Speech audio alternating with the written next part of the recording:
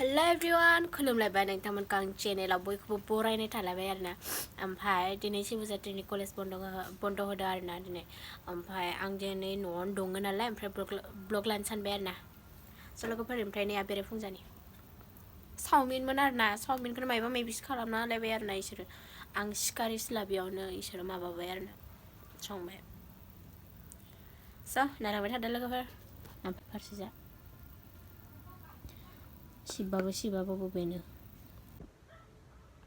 निया मोदानदों बेरेफुंजा नङा 10ता जाबाय आरोना आं गोबावजों सिखारदों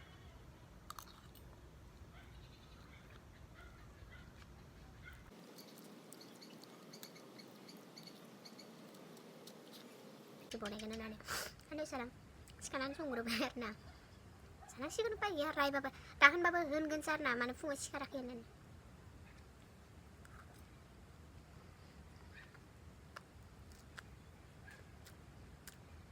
फारसेजाय दाख्लै आङो मम' बनायनो होन्दोंमोन नालाय ओमफ्राय आइया मैदा लाबोनानै दोनदों आरोना टाइम मोनबा बनायगोन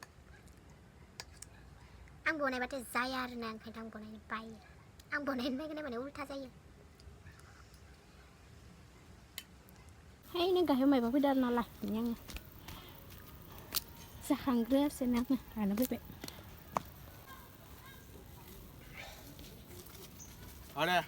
नुवाखै खोमसि नुदों नोंखौ आं लांनो फैनायखै नैबो लांनो फैदो जग लांनो फैदो इयो जग हाजोनिफ्राय ससे जइन खालामगोन आरो आङो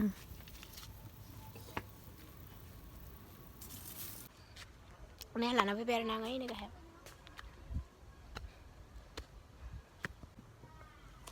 दा लोगोफोर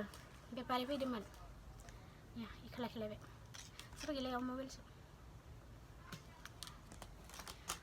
फाग्ला बेनो 50 थाखानो नैयाव अमा बेदर सावना जागोन आं अमा बेदर नैबे 20 थाखा हेल' एभ्रिवान खुलुमबाय नोंथांमोनखौ आं चेनेलाव बयखौबो बरायनाय थाबाय आसा खालाम बयबो मोजाङैनो दङ ओमफ्राय आंबो एसे मोजाङानो आंना बिराद देहाया सुख गैयै जादों आरोना बे मास मोनसेयाव एखेबारे अबस्था गैयै जाथारदों स' लोगोफोर गोसो गैयामोन थेवबो ब्लग लाबोबाय आरोना सानब्रैसो जाबाय आरोना ब्लग होयो आरो सर्ट एगारबाय दङ ओमफ्राय स' लोगोफोर जायफोरा आंनि सर्टखौ नायदों आरोना बिसोरनिसिम गोसो गोरबोनिफ्राय थेंक इउ स' माच 4000 माबादों आरोना भिउवार्स फैदों आरोना बिदि फैयामोन आं गावनो आसरित जादों आरोना स' लोगोफोर खायसे साननो हानाय आरोना मायबा बिदिथ' सानग्रा दंखायो ओमफ्राय मा होनो आरो जुदि लोगोफोर सोरबाफोर आंनि चेनेलाव गोदानै फैनाय दङबा दाबो लागै जुदि साबस्क्राइब खालामाखैबा खालामना होदो आरोना स' लोगोफोर ओमफ्राय आरो जुदि सोरबा नुस'नानै आंनि चेनेलाव हाबलांदोंबा लाइक कमेन्ट शेयार खालामना होदो आरोना ओमफ्राय मा होनो मोनसे आरोना नोंसिनिजानि बेखौ मा होननानै होनो मिथिया आरोना माने नैयाव जोंनियाव बासिका बिबार होननानै होनो आं माने बिदिनो होनखायो आरोना नै जोंनि जायगाखिनाव नोंसिनिजा मा होननानै होनो लोगोफोर नोंथांमोना कमेन्टनि गेजेरजों खोन्थाहरबानो जाबाय आरोना ओमफ्राय आं दिनै गोजौआव थांदोंमोन फुङाव सिखारनानै मायबा गोसोखांनानै आङो बेयाव थांदोंमोन आरोना लोगोफोर ओमफ्राय बेखौनो नुनानै आङो खानानै लाबोबाय आरोना खिन्थु जानो गोथावआनो एसे खादोब आरोना स' लोगोफोर नायलांबाय थादो जाखिनि हायो एसे ब्लग बनायनो नाजानोसै ओमफ्राय दा लोगोफोर फुं नंला आरोना बेलासि जाबाय 12ता 1तासो जाबाय आरोना लोगोफोर आङो फुंनि बेलासिनि मोनानि ज'नो होगोन आरोना लोगोफोर इमानथ' गैखाया आंना ब्लग होबाय थानो स' लोगोफोर बिदिनो एसे माबानानै बुथुमनानै बनायो आरोना आङो नायलांबाय थादो ओमफ्राय नैखौ माबानानै दोननि आरोना फोरानना दोनगोन बरियानो उनाव जाबाय थानो हागोन आरोना स' लोगोफोर नायलांबाय थादो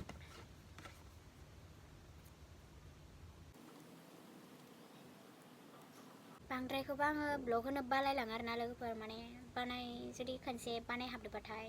बिराद बायो आरोना आङो लोगोफोर ब्लग होनो थाखाय ओमफ्राय आरो लाबाय थानो बायो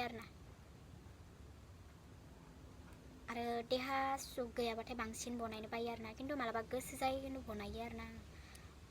देहाफोरा सुख गैयाबा गोसोबो जाया नालाय ओंखायनोथ' बनायनाय जाया आरोना थेवबो ओमफ्राय गोबावथार जाबायमोन आं ब्लग होयो ओंखायनोथ' लाथारबाय आरो उपाय गैया।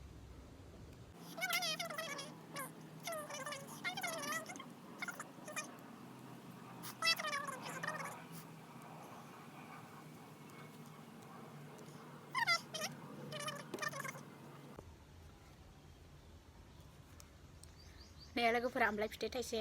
खननानै मोनबोदोंमोन खोमा आङो दहाय ओमफ्राय बेयावनो दंमोन आरोना जानोसै आं गोखा थाइसे थाइसे सोरिबाय थायो आरोना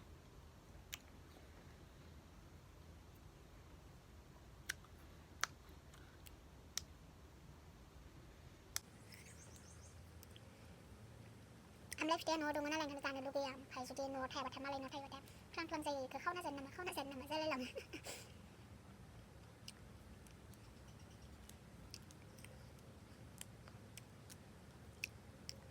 दस्राना सब बनायगोनथ' लोगोफोर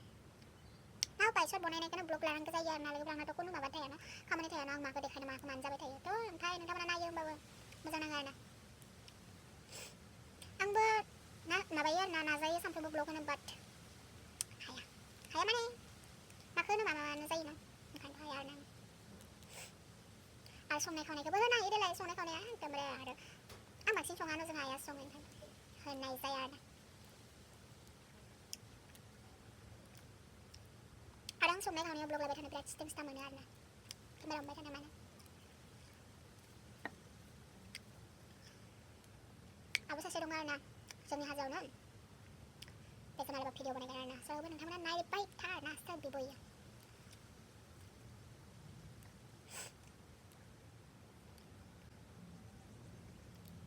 ओमफ्राय आङो मा होनो आगोलनिफ्रायनो सानोमोन आरोना आंबो मोनसे इउटुब चेनेल खुलिगोन होननानै बाट आं इउटुबखौ खुलिदो खुनु आइडिया गैया माबायदि भिडिअ बानायनांगौ माबायदि होनांगौ माबायदि थाम्बनेल लागायनांगौ आं खुनु आइडिया गैयामोन आरोना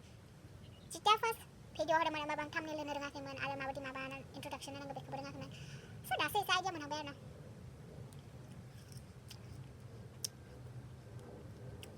नाजालांसै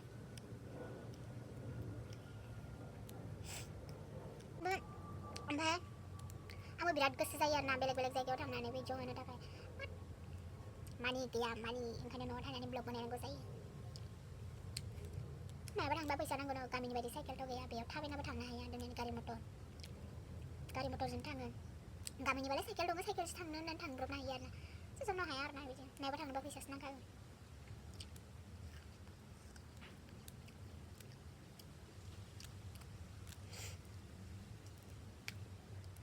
लोगोफोर दा दसे थाना देखायबाय दङ आरोना ओमफ्राय आं बेखौ माबानानै लाग्रोनोसै ओमफ्राय मा खालामनाय जायो ब्लग होनाय जायो ना मायो रिल्स बनायगोन आरोना आं सर्ट बनायनो नागिरदों स' आं खनसेयावनो मोननै मोनथाम बनायना दोनो ओमफ्राय मोनसे आपल'ड होबाय थायो आरोना आं सानफ्रोमबो बनायनो बायो स' लोगोफोर नोंथांमोना नायलांबाय थादो बिदिब्ला स' लोगोफोर आं बासिखांबाय आरोना नै फोरानना दोनसै दसे रानबाथाय बरियानो बेयावनो सोना दोनगोन दाख्लै जादोंमोन आरोना गोथाव मोनदों ओमफ्राय नायनोसै गाबोनफोर मा जायो ना फिसा लाबोनानै फोराननानै आरोना ओमफ्राय आङो बनायनोसै आरोना सर्ट गैला नालाय होनो थाखाय बनायनोसै नायलांबाय थादो लोगोफोर ओंखारबाय आरोना ओरैनो सिम्पोल जास्ट मोनथामसो बनायगोन आरोना माने गान्दियाबो फैना दंफैयो नायलांबाय थादो बिदिब्ला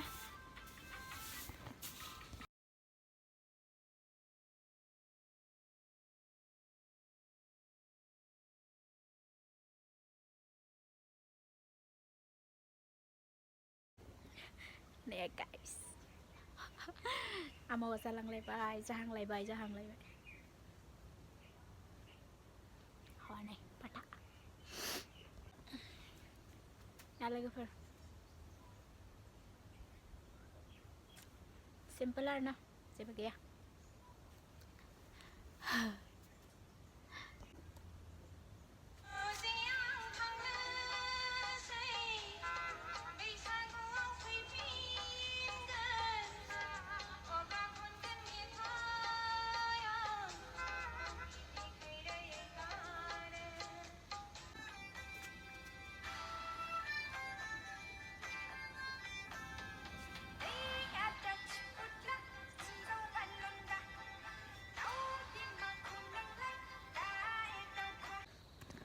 लोगोफोर बनायखांबाय आरोना आङो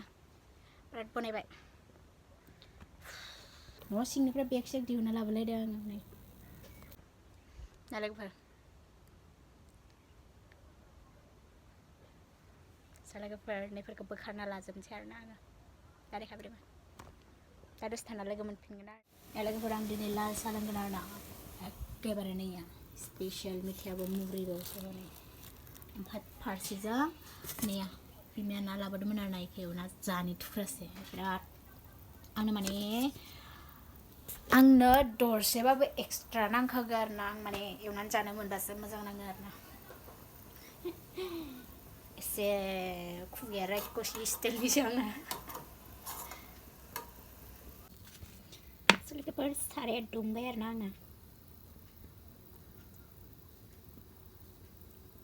माथो थावा आं मासेल'सो एवना जागोन नालाय थुख्रासे मासेबो नंबावा थुख्रासेल'सो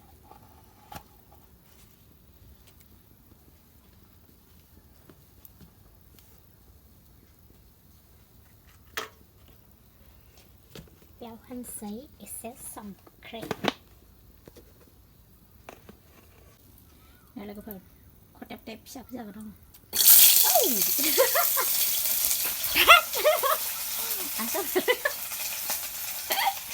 बेसेबा गोजानाव खारखायो हनै आङो बिराद गियो आरो ना आङो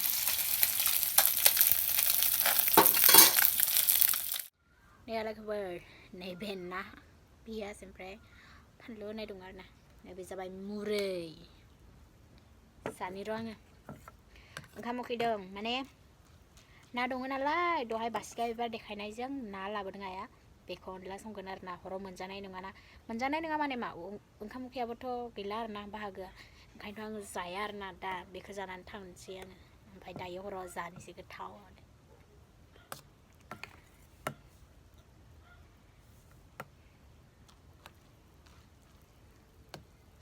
बिदिखौसो आसल रायख'सि होनो आरो ना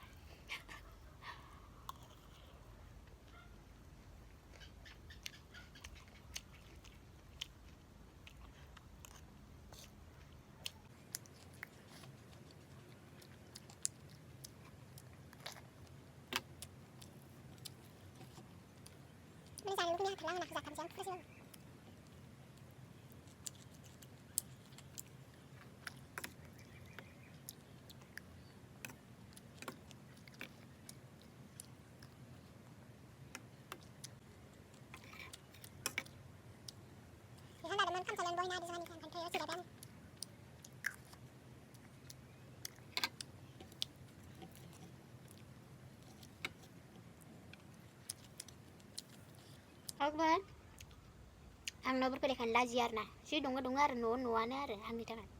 बायला जिलाबाबोथ' न'आनो ना खायसेया आंनि न'आव बायला जिला देखायनानै थायो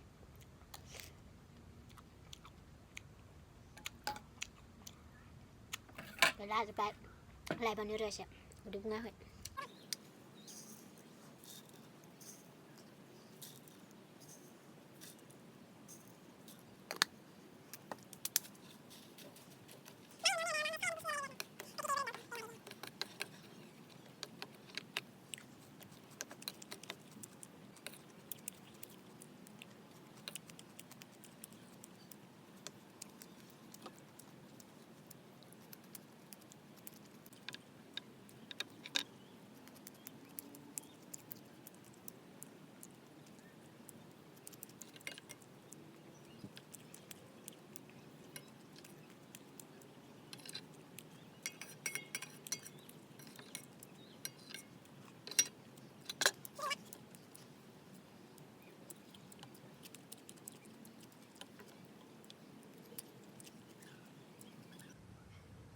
सबाय सानदेयाव सानथामनि ब्लग लागायगोन आरो ना